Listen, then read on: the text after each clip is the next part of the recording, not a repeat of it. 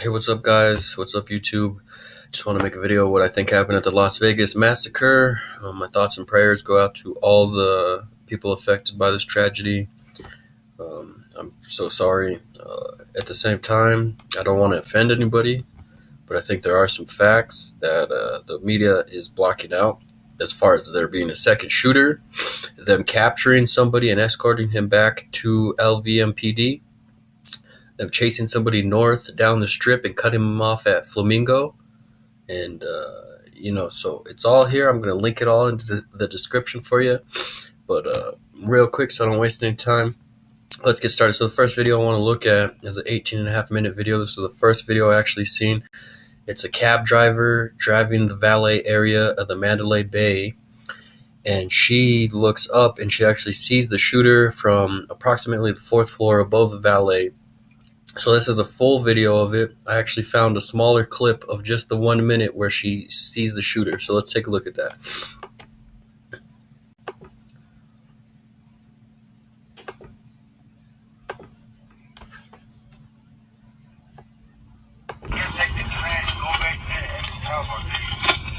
It seems like it's coming from up there. Oh shit,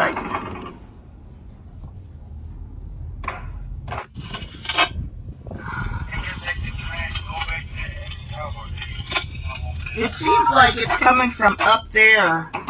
Oh shit, So there's the obvious light. I think it's a muzzle flash, but where's the window? Where's the broken window that goes along with the shooter being there? Lots of people have said that maybe it's a possible strobe light.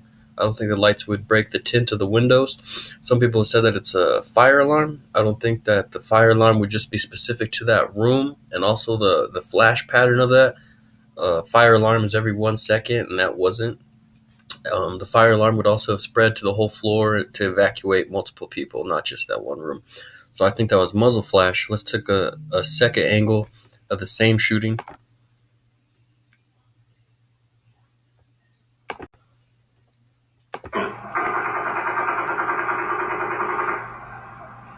This is one more time. So there's a second video.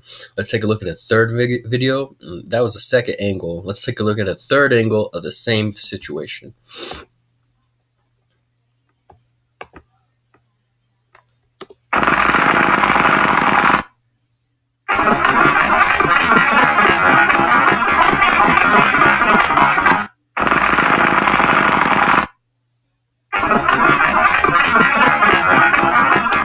Unmistakable.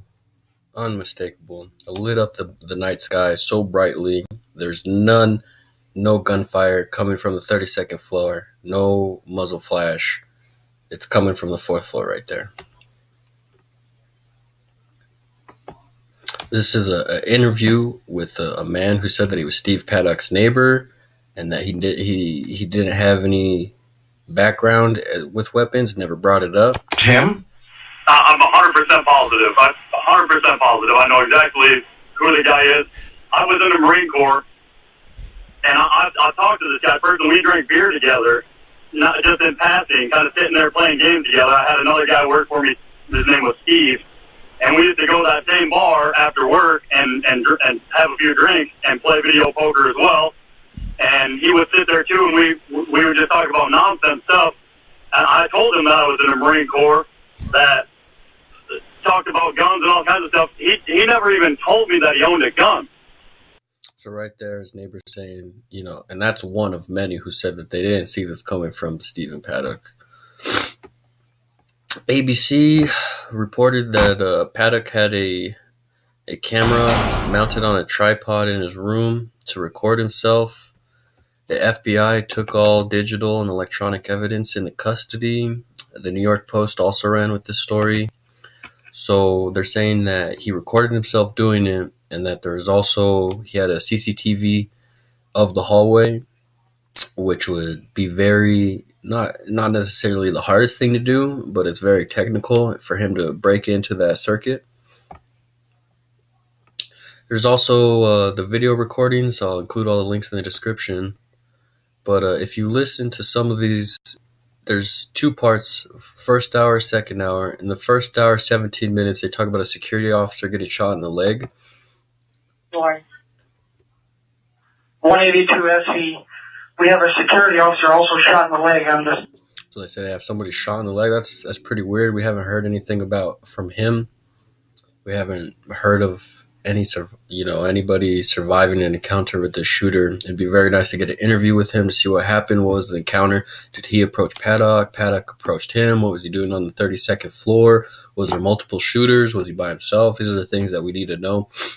When you come and take a look into the second video, things get a little bit weirder. So the second video is where they actually breach the room and they kill him. I mean, he was found dead. So they breached at 18 and a half minutes. Breach. And then further throughout the video or the recording, there's still being shots reported being fired. There's still being shooters. There's actually officers saying that they're cutting off somebody heading north. So let's listen to that. So Flamingo on the boulevard trying to get this guy. 240 PDA, let's get some more out of you. This is Flamingo on the boulevard trying to get this guy stopping from going north anymore. A minute later, or 30 seconds? What? Hey, let's get some more out of you. This is Flamingo on the boulevard trying to get this guy stopping from going north anymore.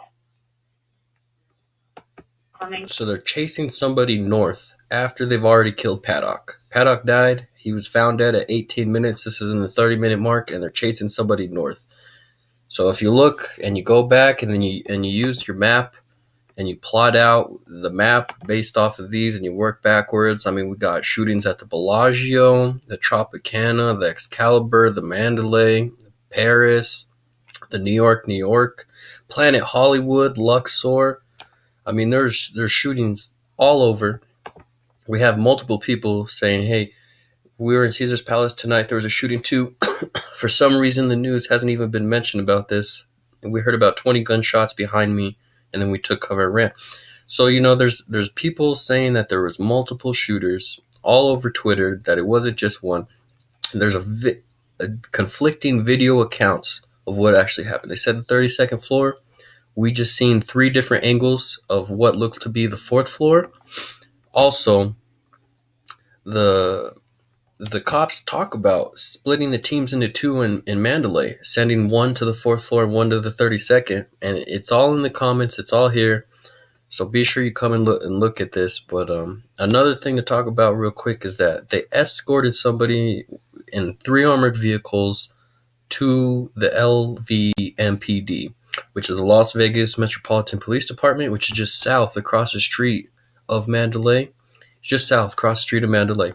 So you could clearly hear dispatch cut away a path for this escort, saying that there's 3 armored cars and that there's 1 Ram behind them and that they're escorting Frank Sinatra. Well, both Frank Sinatras are dead. Frank Sinatra, Sr. and Jr. are both dead. Who's the code name for Frank Sinatra? Why are they escorting him in 3 armored cars? Why is he going back to the South Area Command, which is LVMPD? So who are they escorting to the police department? Who did they have? Who were they chasing north? What was the encounter with the security guard like on the 32nd floor? Why were people reporting gunshots north of Mandalay Bay, all over the strip? And, more importantly, we could even hear gunshots 30 minutes after Paddock was dead. So here in the second video, Paddock died at 18 and a half minutes, or they found him dead. We hear gunshots nearly 30 minutes later at 57:39 at the Bellagio. Sergeant Jesse Wiggins, 744. Those were some. Here's some more.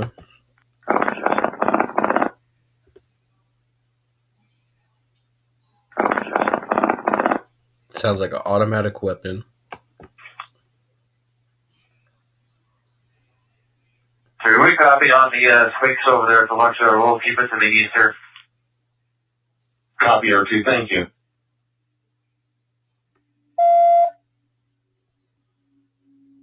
Everybody's copy, we'll keep it okay. So we got multiple shooters all over the place.